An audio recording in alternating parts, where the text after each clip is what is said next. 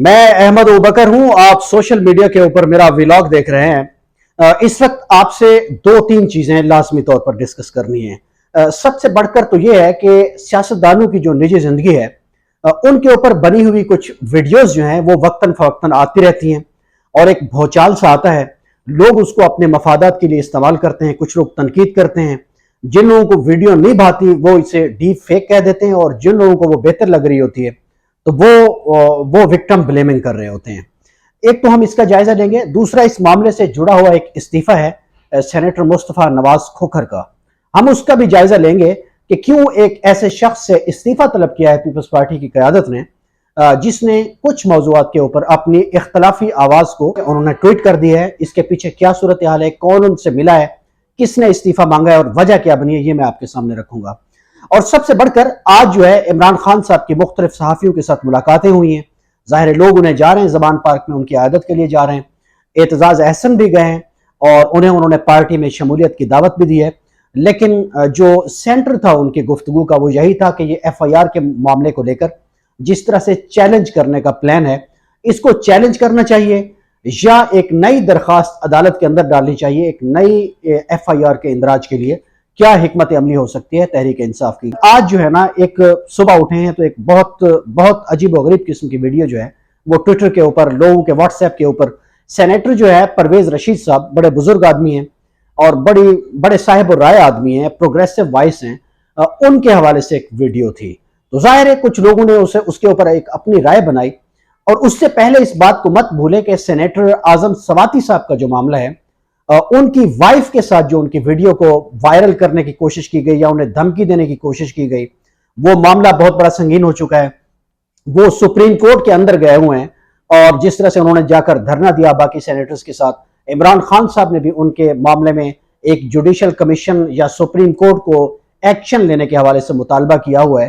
तो ये जो एक सिलसिला है ये बहुत शर्मनाक है।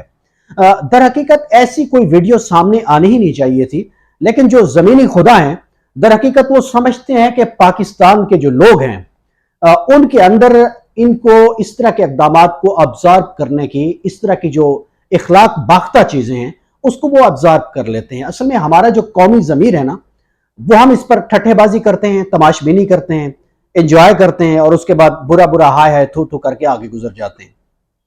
अगर एक बड़ा संजीदा तमाम पॉलिटिकल फोर्सेस की तरफ से एक बहुत मजबूत रद्द अमल आ जाए तो शायद जो जमीनी खुदा है इस वक्त, शायद उनको एहसास हो कि इस तरह की चांद मारी का या इस तरह की कोशिशों का कोई हासिल वसूल नहीं है। ये पाकिस्तानी तारीख में होता रहा है। हमें बुजुर्ग बताते हैं कि जब भुट्टो साहब को फांसी दी गई तो मुबैना तौर पर उनकी वीडियोस बनाई गई कि आया देखा जाए कि भुट्टो साहब का खतना भी हुआ था या नहीं हुआ था। फिर मोहतरमा बेनजीर भुट्टो की नंगी तस्वीरें डाली गई तो वो रो पड़ी थी कि आज अगर भुट्टो साहब हयात होते तो वो उनका बदला लेते। फिर मुझे याद है बेनजीर भुट्टो साहब को, उनको जब सक्खर जेल में रखा गया तो उनकी वीडियो बनाई गई। तो और मरियम नवाज साहिबा के हवाले से भी एक बड़ी वीडियो जिसका उन्होंने खुद कह दिया है कि मेरे वॉशरूम्स के अंदर लगाए हुए थे कैमरे। मुझे जाती तौर पर इल्म है कि एक सफाई करने वाली जो खातून थी वो उनकी वीडियो बनाती थी और वो वीडियो बनी है और उन्होंने खुद भी कह दिया है। तो ये हम किस तरफ जा रहे हैं बहसीयत मुआशरा, हमारी सियासी जमातों के कायद या जो भी हैं, ये जो अजीब कानून जुबाबंदी है जो आपको पसंद नहीं है तो आप उसके खिलाफ वीडियो जारी कर दें। ऑडियोज लीक हो रही हैं, प्राइम मिनिस्टर के ऑफिस की ऑफिशियल सीक्रेट एक्ट की ये खिलाफ वर्जी है, कोई पूछने वाला नहीं है। तो ये इफेक्टिव स्टेट या रियासत तो ऐसा नहीं होती, ये तो बनाना रिपब्लिक होती है। याद रखिएगा वो एलिमेंट, वो लोग भी जो ये सब कुछ कर रहे हैं, उन्हें याद रखना चाहिए कि ये जो इम्पैक्ट है पाकिस्तान का दुनिया भर में, ये ना तो उनके फायदे में है और अवाम के लिए तो सरासर जिल्लत और रुसवाई का सबब ये है। मुस्तफा नवाज खोखर साहब जो हैं, उन्होंने आज ट्वीट की कि पार्टी की सीनियर क़यादत में से कोई उन्हें मिला है और उन्होंने कहा है कि जी पार्टी की जो लीडरशिप है उसने कहा है कि आप इस्तीफा दे दें सेनेटरशिप से, चूंकि मुख्तलिफ सियासी मामलात के ऊपर जो आपकी आज़ादाना राय है वो शायद अब पीपल्स पार्टी की जो मरकजी क़यादत है, चेयरमैन पीपल्स पार्टी जो है बिलावल भुट्टो साहब, उनको काबिल कबूल नहीं है। वो एक सेम वॉइस थे, ह्यूमन राइट्स के हवाले से बात करते रहते हैं। तो इंसानी हुकूक का जो सबसे बड़ा जो एक पिलर है वो एक शख्सी आज़ादी है और राय की आज़ादी है। तो बिलावल भुट्टो ने उनसे इस्तीफा देकर दर हकीकत इसको निशान बनाया है। इस पे बहुत अफसोस हुआ है। और मुस्तफा नवाज खोखर जैसी जो आवाजें हैं, ये दर हकीकत पाकिस्तान में जो गैर जमहूरी सियासी जमातें हैं ان کے اندر ایک زندہ ضمیر کی مانند لوگ ہیں، اور ایسی آوازوں کو ہم جانتے ہیں وقتاً فوقتاً خاموش کرا دیا جاتا ہے۔ انہوں نے بڑی گریس اور ریسپیکٹ کے ساتھ استعفیٰ دے دیا۔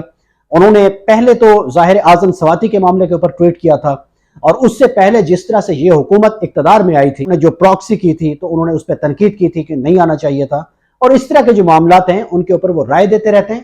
اور کچھ دنوں پہلے انہوں نے اپنے ٹویٹر کے بایو میں سے انہوں نے پیپلز پارٹی کا لفظ بھی نکال دیا تھا، تو یقیناً اب پیپلز پارٹی کی قیادت نے الٹیمیٹلی انہیں اپنے سے دور کرنے کا فیصلہ کر لیا ہے، لیکن مصطفیٰ نواز کھوکھر جو ہیں ان کی ساکھ بہتر ہوئی ہے۔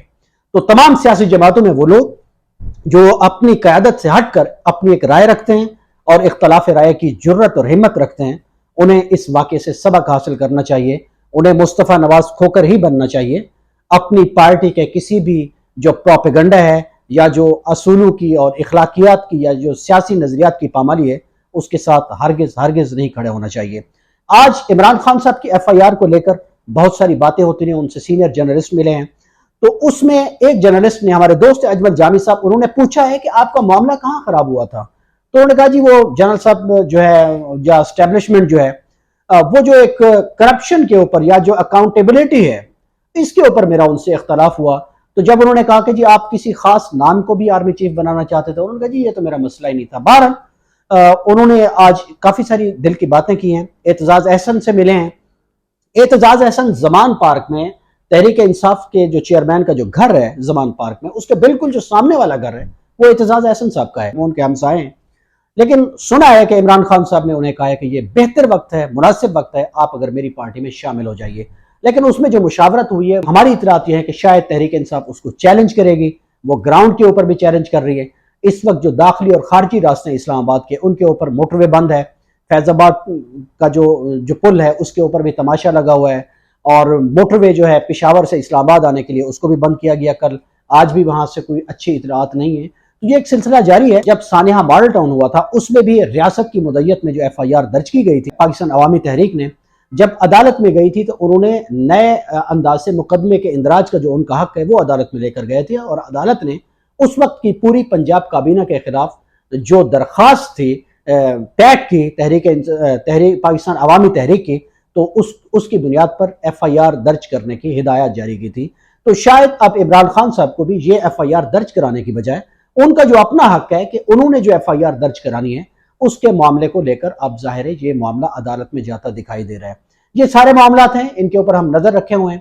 اب دیکھتے ہیں کہ ملک میں کیا ہوتا ہے۔ اگلے 4-5 روز بہت اہم ہیں، تو دیکھتے ہیں اس سارے معاملے میں اونٹ کس کروٹ بیٹھتا ہے۔ میرے ویلاگس کو دیکھتے رہیے۔ مجھے اجازت دیجیے۔ اللہ حافظ۔